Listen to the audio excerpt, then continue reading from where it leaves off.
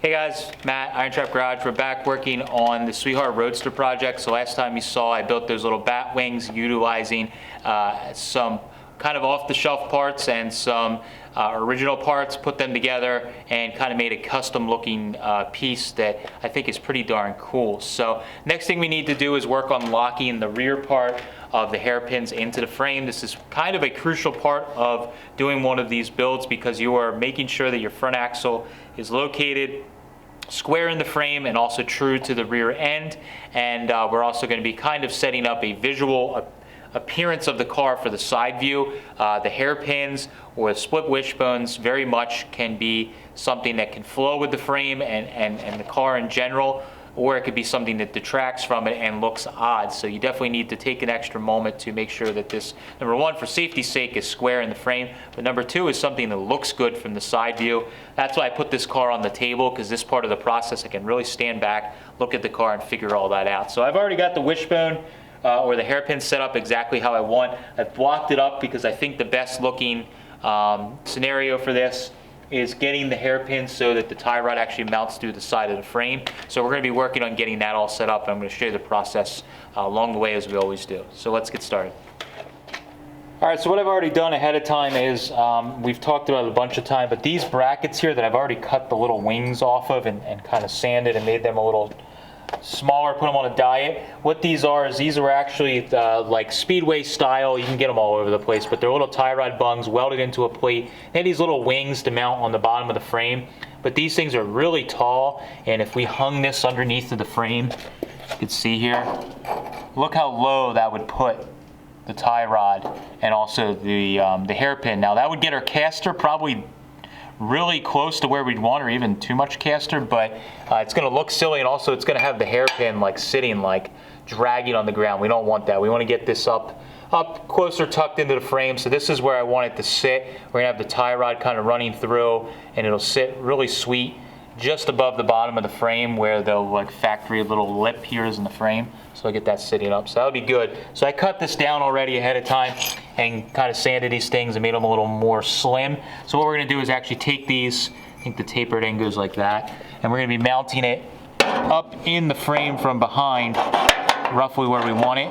And then what we can do is kind of mark everything, and we can drill some holes in the frame and plug weld it, and then also weld around the whole entire outside of this piece on the inside before we box the frame, and it'll be secured really, really nicely. So I'm going to work on getting a common location on both sides to get these clamped in place, and then we can start marking holes to plug weld them and tack weld and everything in place, and then we can kind of go from there.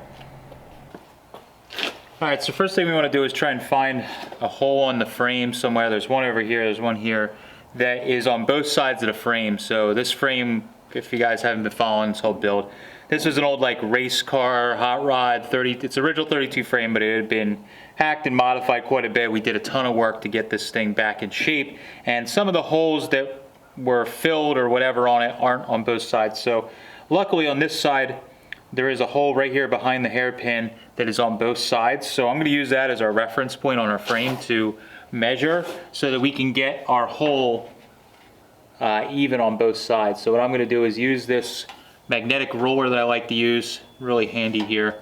So you can kind of put it across the frame. I'll center it in that hole just above it, right about there, and I'm going to push it down to kind of keep it fairly level here. Oops. And get it right in this, kind of in the valley of this.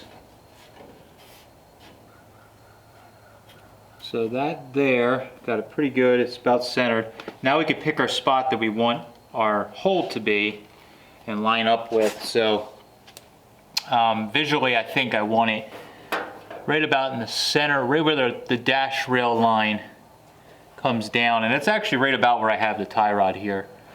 It comes down right about here. So I'm just going to pick, I can either pick a number, maybe I'll come up to 7 inches back from that. That'll work pretty good. So if I put my little mark on 7 inches, because 8 inches is just a little far, I could do 7.5. I might stand back and see which one I like better. It's 7 and 7.5 back from that hole, and either one is honestly okay. It's just a matter of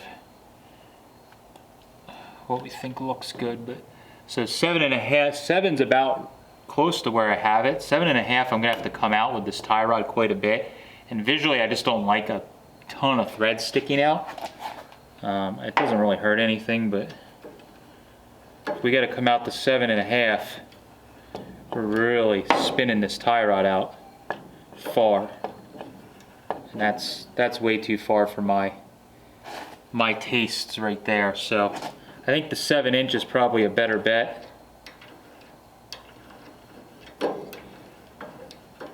There's no real rule to this as long as you got them pretty much square.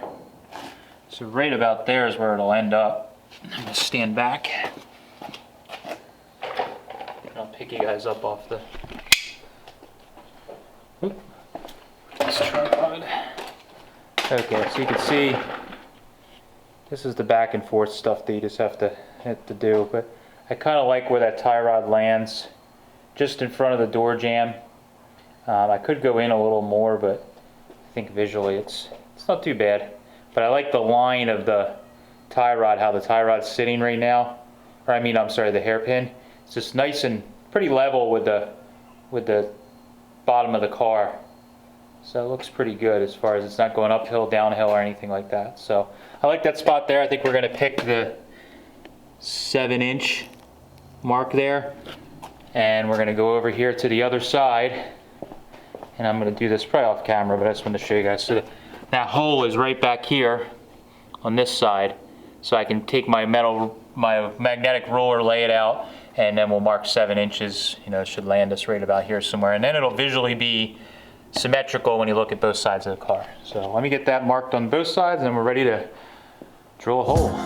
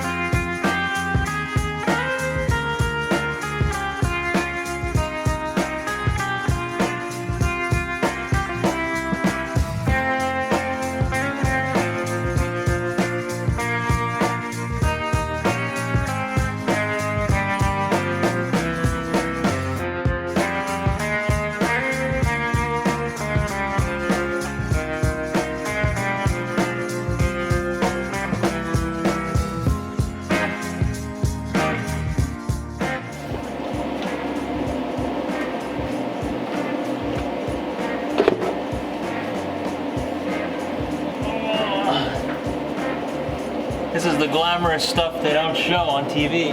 Ugh.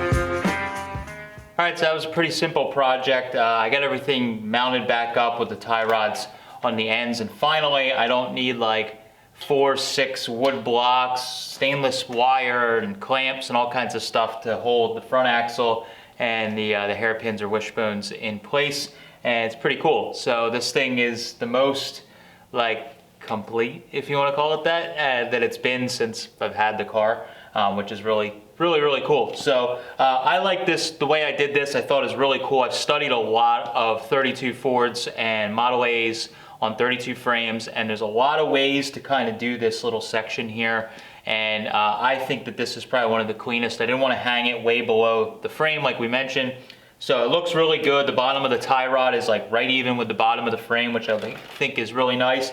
And most of all, the actual angle of the hairpins, when you stand from the side, they just have a nice flow to them with the rest of the frame, and I think it looks really good. I spend way too much time standing back and looking at this stuff and thinking about it, but you know what, it works in the end. It makes me happy, so that's all that matters. But I need to now next, when I get an extra free set of hands or extra help, I can get a tape measure out and we can measure the front axle to the back axle, adjust these tie rods to get the axle so it's definitely 100% square with the rear. I'm sure it's pretty darn close already, but I want to just do a double check on that. Then we can lock these in and kind of get them set up so we can keep building everything from there. But this is a big step. I think the next thing I'm going to work on, actually, even though I want to work on these doors and some of the sheet metal that's ugly on it and keep working on that, I probably really need to take a step back just like I did here and get the steering all situated on the car. As I mentioned earlier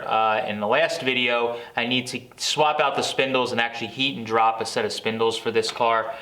So it's a little bit of a step backwards, but it's some stuff that I myself have learned in the past couple cars that I've done, that I always end up jumping ahead to do the fun stuff, and then in the end I'm cursing myself because I'm like got a shiny car or a painted frame and I'm trying to like modify stuff that isn't quite right because I didn't take the time to lock it in ahead of time. So just something I need to take a step back and do, but it'll be really cool. I have an old steering box from a boat that I've had for a number of years. It's a Gemmer steering box, like an F1, but it's like from a Chris Craft, and it's got this neat adjustable bracket on it that you can mount it on top of the frame, under the frame, or however you want it, and it kind of works out really nice. So I'm going to take a look at that. I don't know if that's going to work, but that's one of my initial ideas for it. If not, we may go with something else, don't know, but we'll be working on the steering next on this thing, and just kind of trying to get this thing steering, the suspension all hooked up, and you know, the caster and all that stuff set so that I know that I'm all good with that, and we can just continue on with the sheet metal. So really psyched to be back working on this car. It's really awesome, and I'm getting excited again now that I'm starting to dig back into this car. Really can't wait to get this thing going. It's going to be super cool. So that's all I have for this one. I appreciate you guys following along. As always, we do videos Tuesday, Fridays, and Sundays. Thanks guys. Catch you later.